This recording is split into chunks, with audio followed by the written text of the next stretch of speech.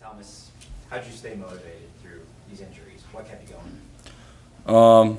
Just knowing what I can do when I'm healthy, knowing how I have an impact and how successful I believe I can be.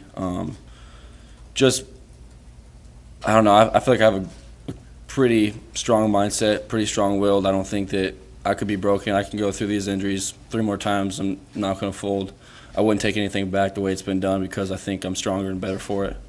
Was there any person or anyone that you could really lean on during that period? Anybody that really helped you? Definitely my dad. I mean, my dad's always been my rock. Me and him have always been really close. He's more of a friend than my dad. Me and him have always been extremely close, and I could really go to him for anything. You seem like you have a mindset, and this is a compliment, to go 150 miles an hour. Is it tough during that process to hold yourself back at points when they're saying 2, or how you balance that, I guess, on your rehab? Oh, absolutely.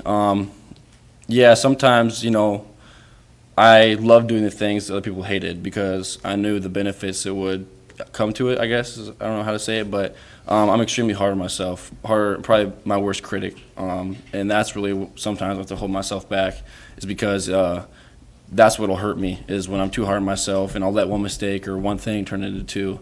So I think that's one thing I've definitely grown at and gotten much better at is just being able to kind of calm myself down and just say, kind of what's next next play. What are your expectations for yourself now going forward? My expectations haven't changed at all. I think I can be, the Mackey Award winner. I think I can be the best tight end in all of college football. I think I can be a first-round pick, second-round pick.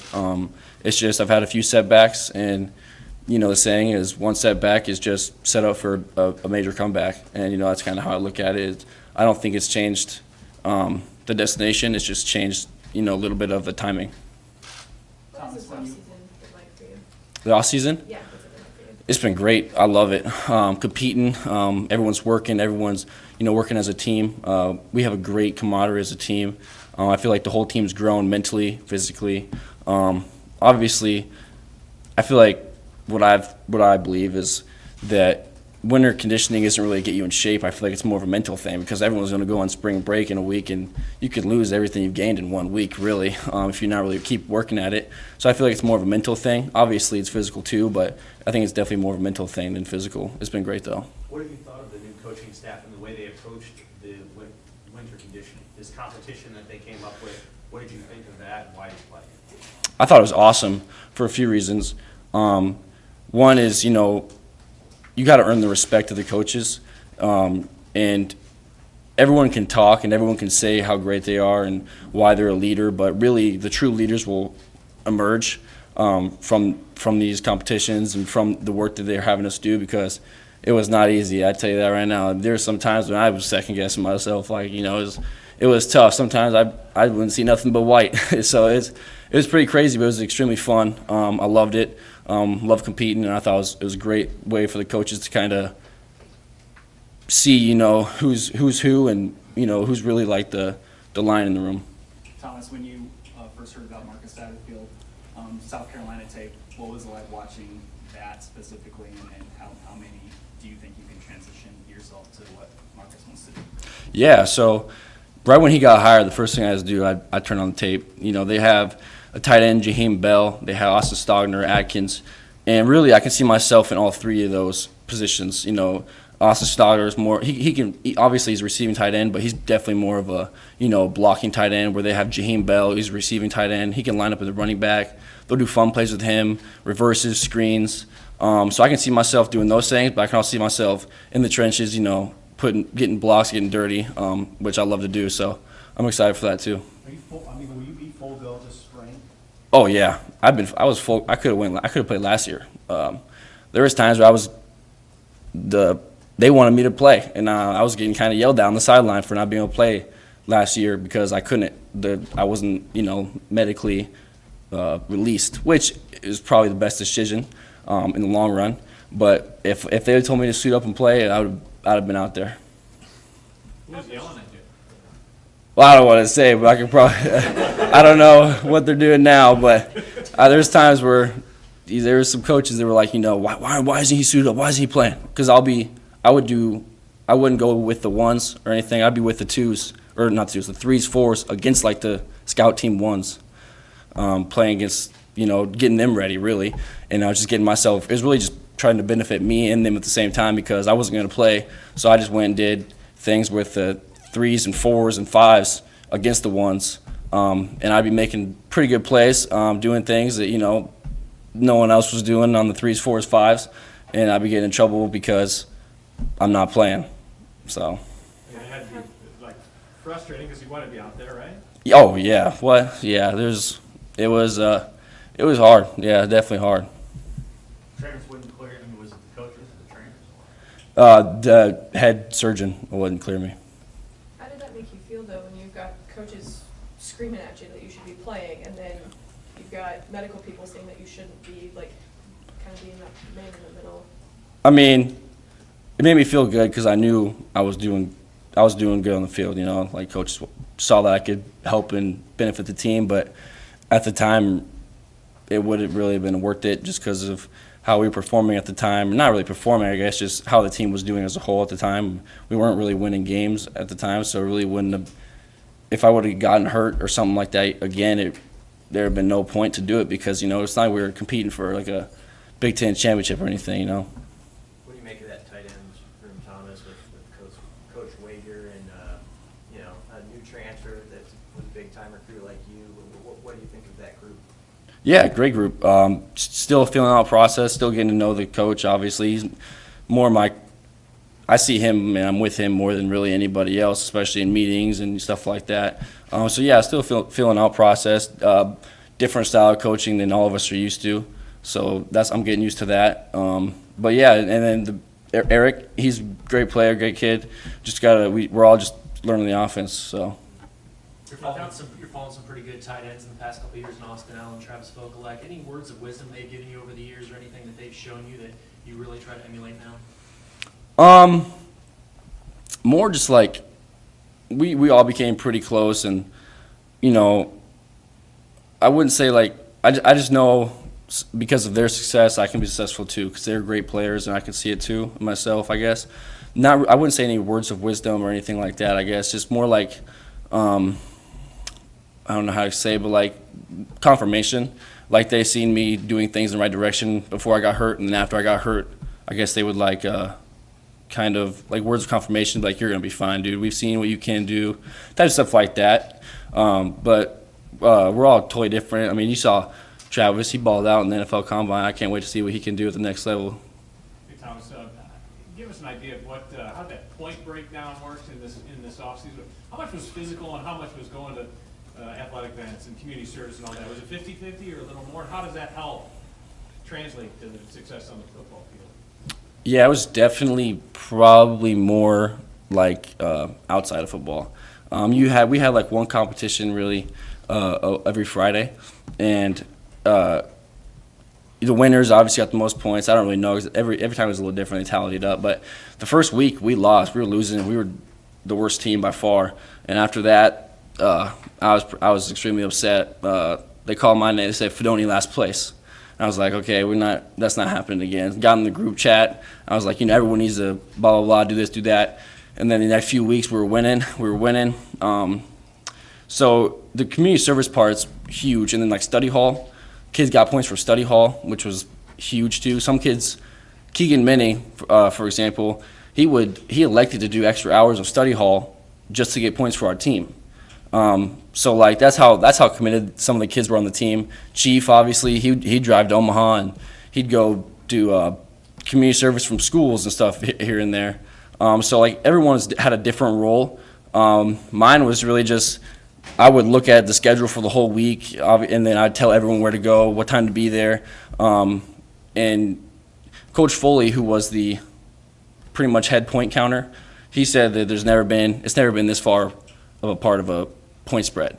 It's always been pretty close, and he'd give away some gimmies at the end, for teams to kind of catch up. And he said that our team just kind of killed it, so it was pretty awesome, and it wouldn't have been possible without these guys. So Why did Coach Rule say that this approach was so important to him? Like, why is it important for you guys to go to other sporting events and beyond?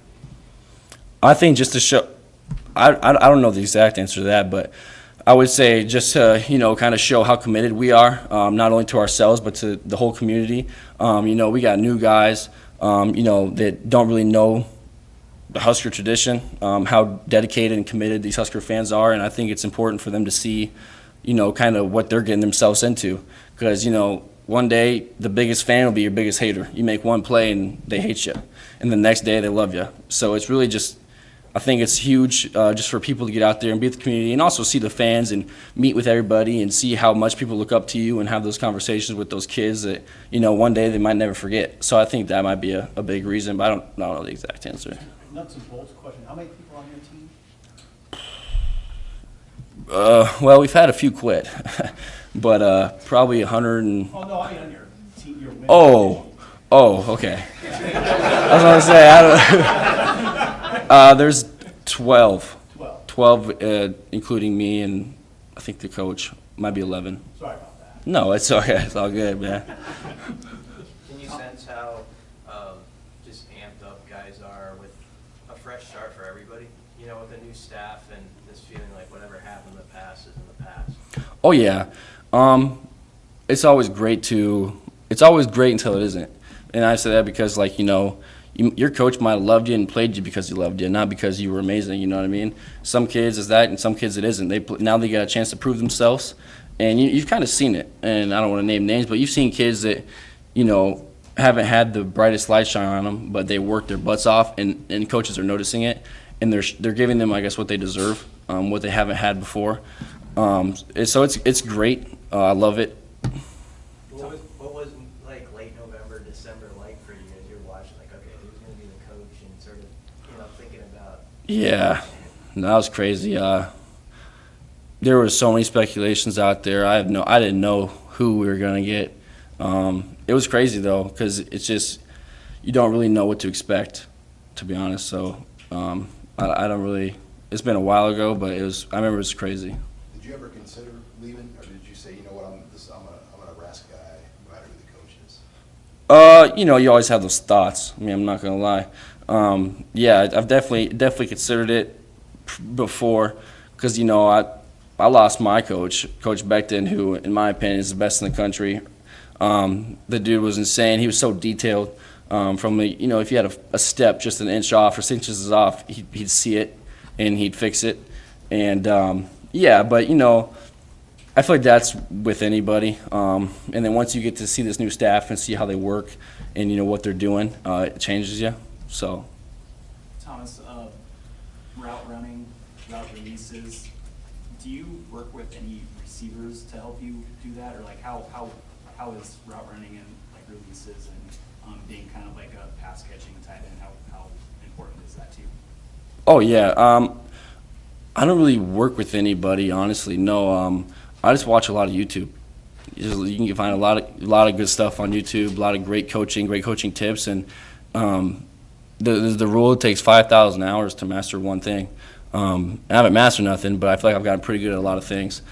Just working on them, just one thing at a time. But no, I feel like I'm extremely comfortable with being a route running, catching receiver.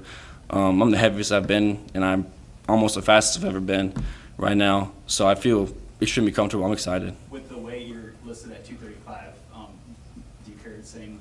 I'm not 235. Do you carry, what is it? Oh, I'm 255 right now. I was 265 over winter break.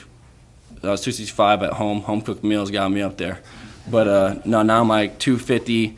But before mat drills, I was solid 255, 257. So I feel really good. Anything else for Thomas? Hey, Thomas, how cool was it to see the success that Max had this year Oh, yeah. at TCU, and then all the notoriety that Council Bluffs and Lewis Central got? It was awesome. I love that kid. Me and him has had some fun times together. From throwing every day, every Wednesday together on the field. We got pretty close. We used to hang out on the weekends, do some fun things. He deserves every bit of success that comes his way. That kid has had a story as well, and I feel like we have similar mindsets as to there's not going to be anything that deters us from what we believe is our destination. So yeah, it was pretty awesome to see him be successful and continue to be successful, and I think he will be. I know he will be at the next level. Thomas, for all you've been through your time in Nebraska, what does being a that leadership position mean to you? It means a lot, to be honest with you, because I didn't know I was going to be a captain. I mean, they came in here and they had captains picked out. How they did it, I don't know, but I believe there's some reason to pick these guys as captains. And me being a captain, I thought that I had to show them they picked a great captain and show them why I'm going to be the best captain on the team of captains that they picked. And I believe I did that, and my team winning. Now, obviously, it wasn't just because of me that we won, but I believe I had a big part in that. And I think that I definitely proved to them, what they picked and why they picked me is good, and I owned up to it, I guess, or I worked up to it.